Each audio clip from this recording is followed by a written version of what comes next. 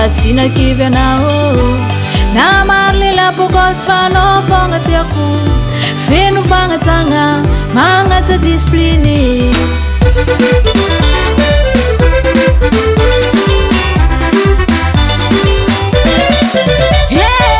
tiako anao aikonoko tezao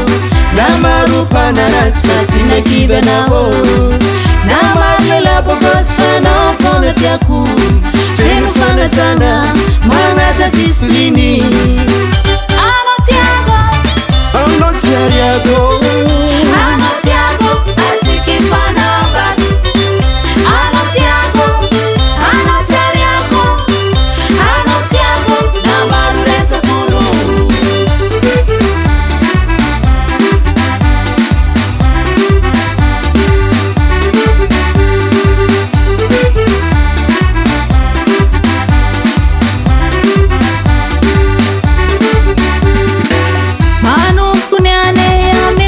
jabe fanirangata kwa mino asasanga ati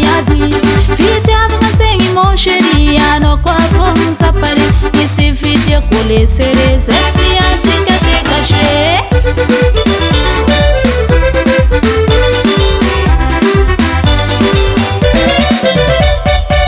manu kunyane amekono jabe fanirangata kwa mino asasanga ati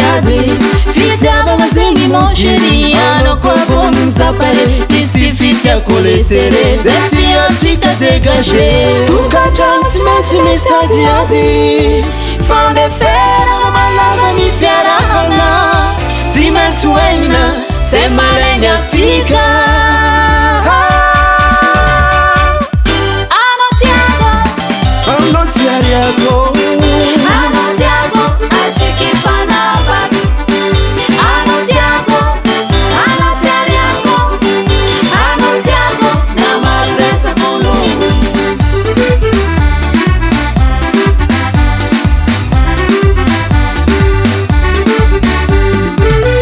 Kukarazin yala kudita dita mamambo kuyane tiki fanambadi kurana nulu azato mateti matkisano popona kati zereku bebe tika hoi